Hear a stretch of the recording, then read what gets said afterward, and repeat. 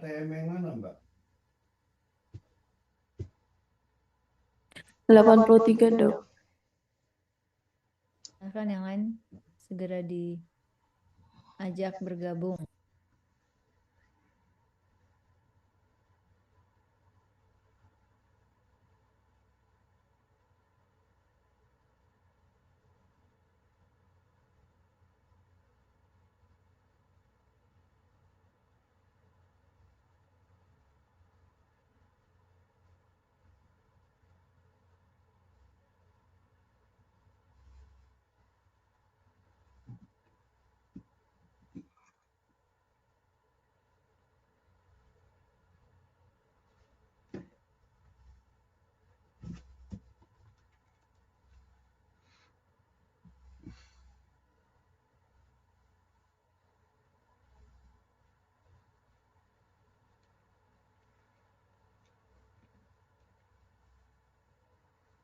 Itu ya.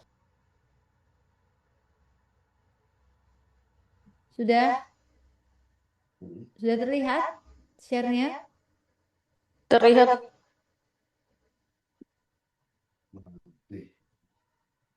Kenapa kemarin nggak dilampirin ya, Mbak?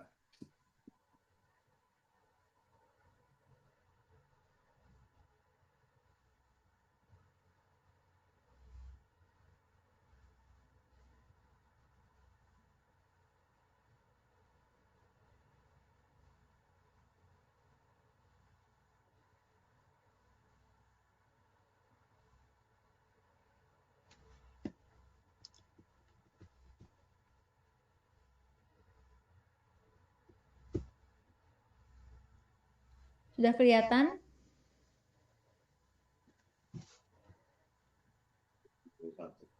Sudah terlihat, Dok. Terlihat, Dok. Ya, oke.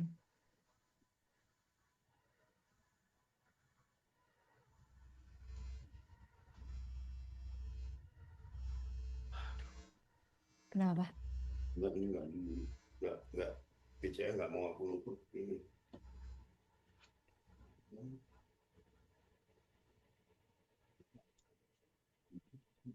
Jadi ini ada anatomi, ini sudah saya sini ya. Kita belajar tentang imaging payudara.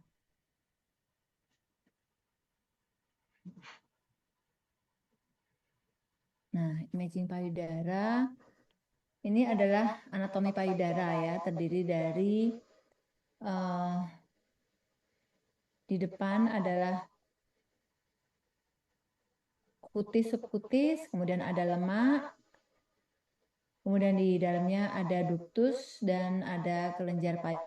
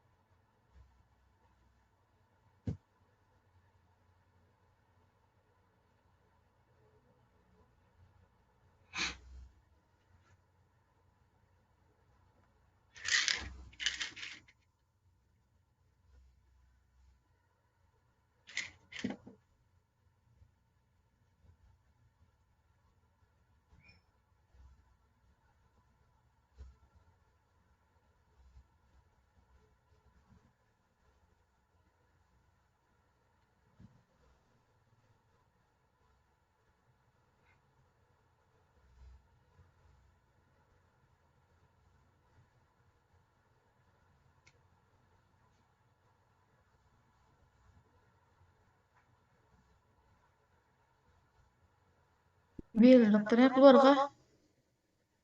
Chatku di read doang, anjir. Sabar ya, sabar.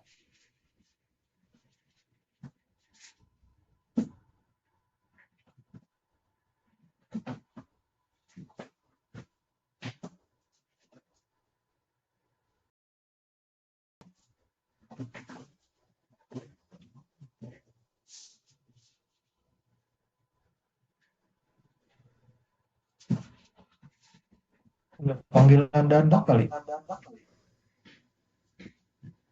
20 Ini jancok. gimana? Kuliah apa enggak? Masuk lagi.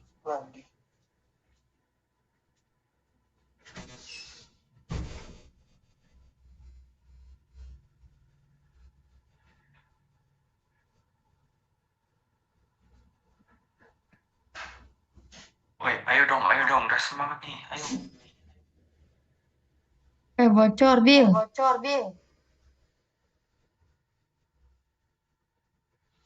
Maaf ya.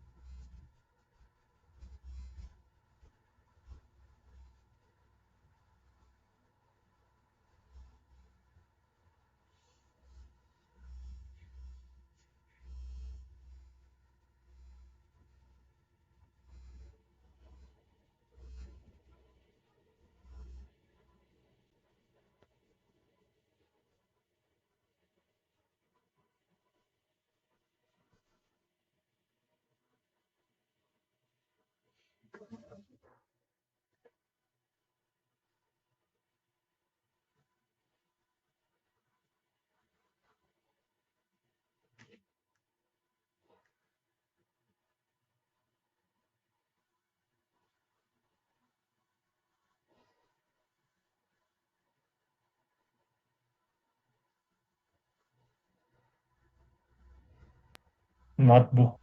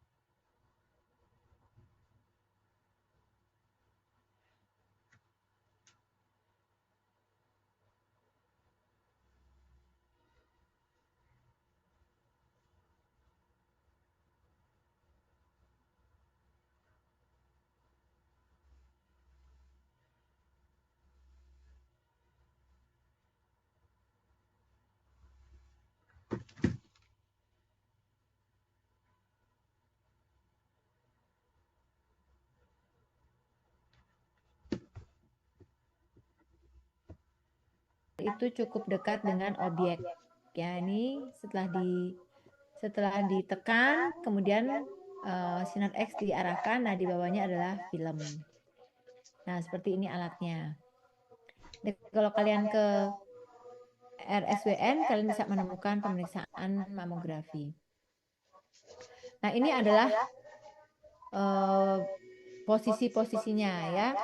Kraniokaudal artinya sinar dari kranial, filmnya di kaudal. Nah, ini kraniokaudal yang mami kiri, kemudian ini yang oblik ya. Oblik itu seperti ini. Kenapa kita harus ada beberapa posisi? Karena bisa jadi kita melihat misalnya pada kraniokaudal. Nah, kelihatan ada posisinya di masanya di sebelah sini misalnya. Nanti kita bisa lihat, no ini yang mame kanan, berarti bisa kita lihat nanti mana yang lateral, mana yang medial. Kemudian dari sini kita lihat ternyata posisinya ada di atas ya. Misalnya ini di sisi lateral superior ya. Jadi lateral superior. Nih. Kita bisa lihat posisinya nggak cuma di samping lateral tapi dia juga ternyata di superior. Selain itu juga kita bisa melihat apakah ada kelenjar limfa di sekitarnya ini aksilanya kepotong ya. Maka itu kenapa sebagian diambil aksilanya juga karena untuk melihat apakah ada limfadenopati reaktif yang dihasilkan oleh kelainan pada payudara ini. Nah, ini adalah posisi mediolateral. Nah, ini ya craniocaudal view. Nah, ada beberapa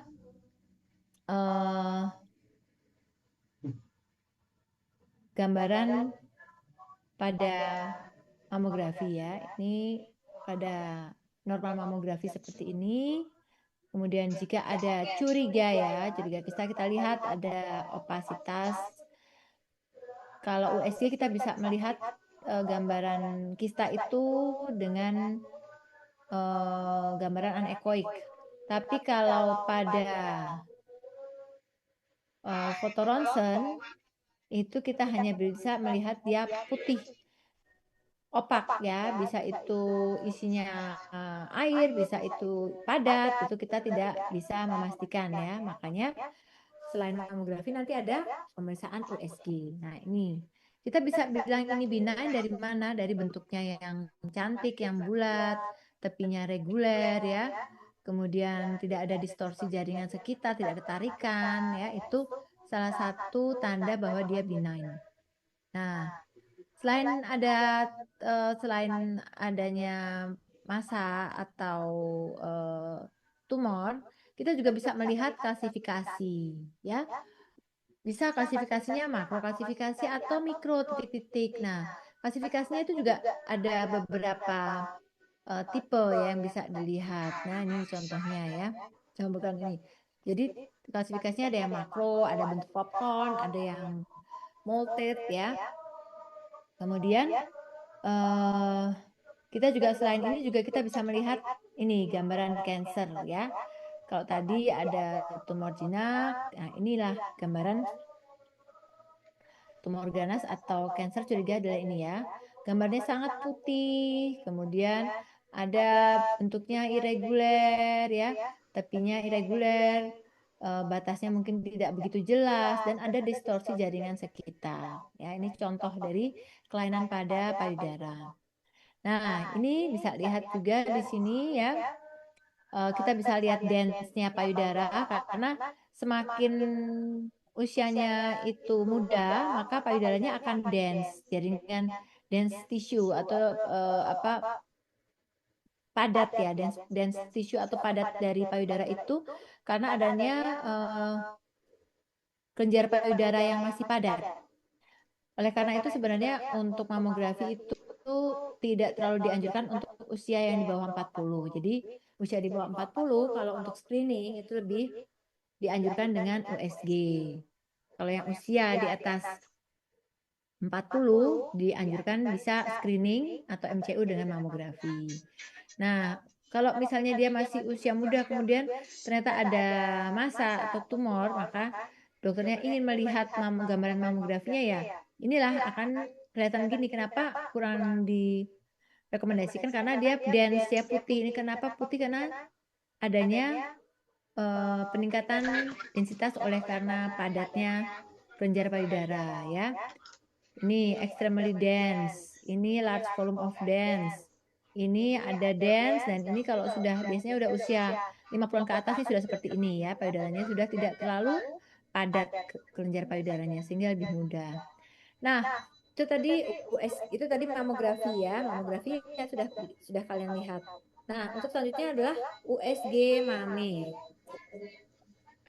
USG mame ini bisa dilakukan pada usia berapapun karena tidak ada radiasinya, beda dengan mamografi. Nah, USG ini juga lebih nyaman, bisa dilakukan pada segala usia, lebih nyaman. Kemudian ada beberapa hal lain yang menguntungkan dari USG mame ini. Jadi sama kita bisa melihat lemak subkutis, kutis subkutis, kemudian jaringan glandulernya, kita bisa lihat ductusnya juga, dan kita bisa lihat retromammary fat ya.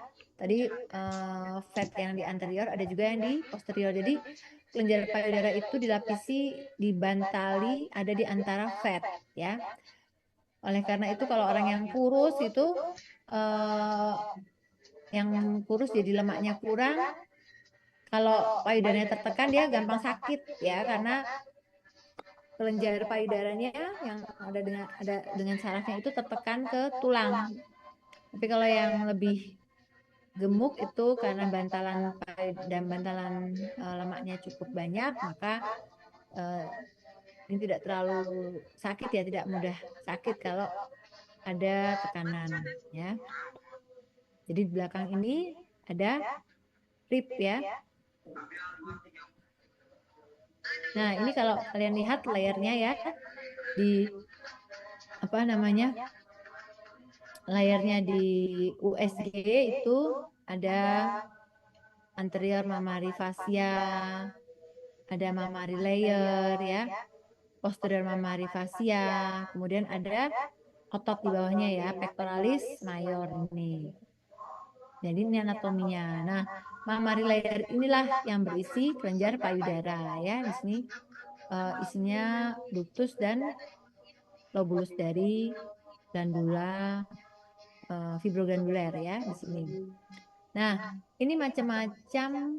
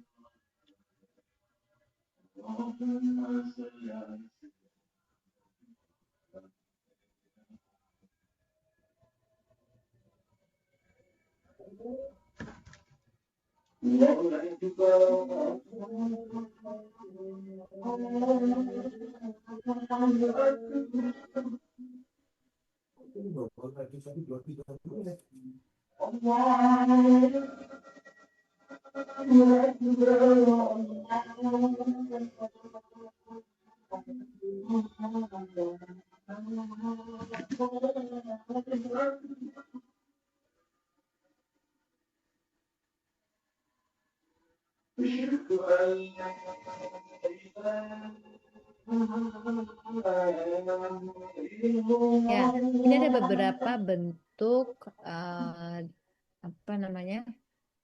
gambaran pada payudara beserta densitasnya ya. Ini contohnya kalau kista dia lebih anechoic ya, ingat ya kalau kista itu anechoic ya, anechoic pattern. Oval, jadi ini kalau kista ingat cantik dia gambarnya, oval, bisa oval, bisa bulat, tepinya reguler, batasnya tegas ya, dan ada posterior enhancement ini di belakang. Artinya di posterior di belakangnya ini ada lebih putih ya dia. Window-nya jadi lebih putih, ini posterior enhancement. Ini untuk yang fibroadenoma, ini kista ya. Nah, fibroadenoma ini gambarannya hipoechoic ya. Hipoekoik dengan titik-titik biasanya ada kelihatan lah dia ada padatnya. Ini juga fibroadenoma juga sebenarnya gambarnya masih karena dezinak ya, cukup baik. Tepinya reguler, bentuknya oval, bisa bulat. Kemudian batasnya tegas ya. Tapi bedanya kalau tadi anekoik itu isinya air, kalau ini isinya sudah padat ya fibroadenoma. Nah, beda dengan cancer ya. Cancer itu dia hipoekoik, bisa kelihatan lah, kelihatan gelap ya. Mungkin pikirnya, oh ini kayak kista ya, bukan ya. Ini tidak anekoik. Karena kenapa kita tahu tidak anekoik? Di belakangnya ini dia posterior shadowing ya. Artinya di belakang atau di bawahnya. Kita ini lihatnya dari atas ya, di atas tuh ini di bawahnya nih, posterior shadowing. Jadi probe kita itu probe ini ya. Kalian lihat ini namanya probe ya, Dek ya. Ini probe. Ini probe. Biasanya probe-nya adalah linear ya, linear. Karena ada beberapa probe. Untuk abdomen itu curve, untuk mamil itu linear. Nah, di belakangnya gambarnya lihat ya. Gambarnya ini tepinya irregular, batasnya ya bisa agak tegas, bisa kabur. Kemudian dia tengahnya hipoekoik dengan posterior shadowing. Ya, ini yang harus di Nah, ini ya, indistinct, bisa ada sudutnya, angular, bisa microbulated, bisa speculate. Kemudian orientasinya biasanya vertikal ya. Vertikal itu artinya ukuran atas bawah lebih besar daripada ukuran kanan kiri. Itu ya orientasi, maksudnya seperti itu. Kalau tadi kista ini sama fibroadenoma biasanya orientasi vertikalnya lebih pendek, misalnya atas bawah nih 3 cm, kanan kirinya 5 cm. Itu namanya orientasinya non vertikal atau horizontal orientasi. Kalau orientasi vertikal tuh ini atas bawah 5 cm, samping kanan kiri cuma 4 cm. Nah, itu.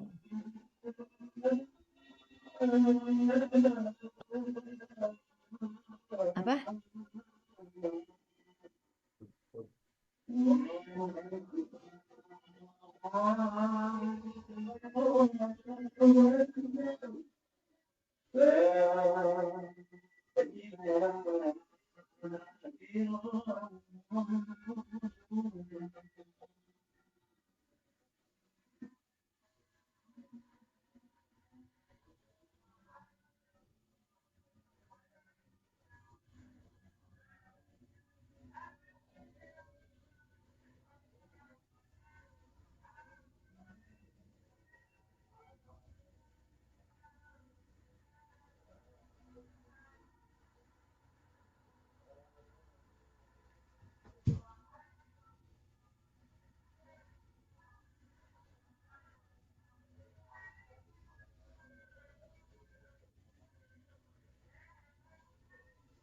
Nah, ini adalah yang hiperekoik.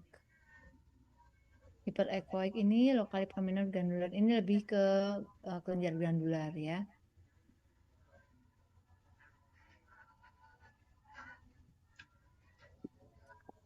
Ya, USG itu mengevaluasi pasien muda biasanya di bawah 30 tahun atau pasien hamil yang menunjukkan adanya gejala-gejala tumor atau massa. Ya. Dia juga untuk mengevaluasi benjolan teraba dengan temuan radiologi mamografi yang negatif atau samar-samar. Jadi bisa jadi di mamografi itu normal tapi ternyata di laba kok ada benjolan. Nah, mendeteksi lesi pada bidang kontras rendah, membantu membedakan ciri genap dan ganas, membimbing biopsi. Jadi kalau dengan biopsi kita bisa pakai USG, lebih mudah ya. Jadi kita USG, kita bisa sebelah sini, terus nanti dilakukan biopsi. Kemudian membantu membedakan genap dan ganas, mengevaluasi implan payudara,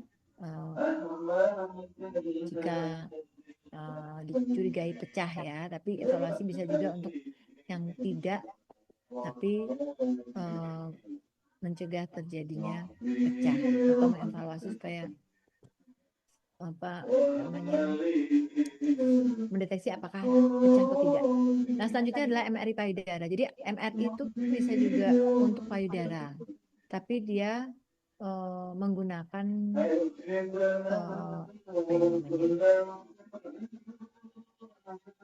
tidak semua MRI itu bisa untuk mendeteksi kelainan pada payudara.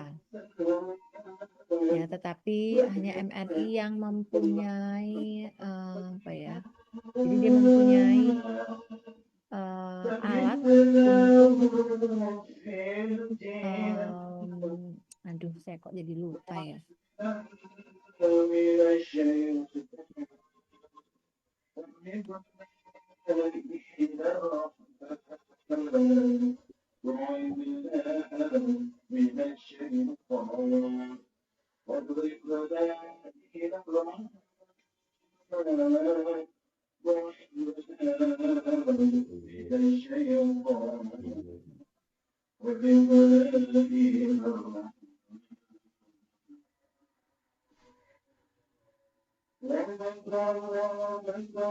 Nah, ini adalah contoh MRI dengan payudara.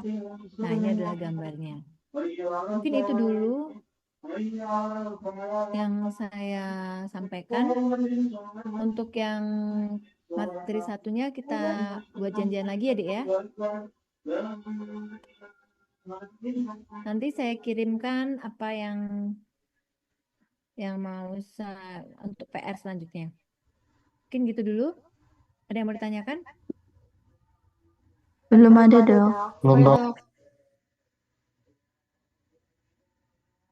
Tugas saya share di grup ya, di komtingnya kemarin. Baik, Dok. Terima kasih ada semua. Kalau tidak ada pertanyaan, baik saya akhiri kuliah ini. Assalamualaikum warahmatullahi wabarakatuh. Waalaikumsalam. Salam warahmatullahi wabarakatuh. Waalaikumsalam warahmatullahi wabarakatuh. Terima kasih, Dok.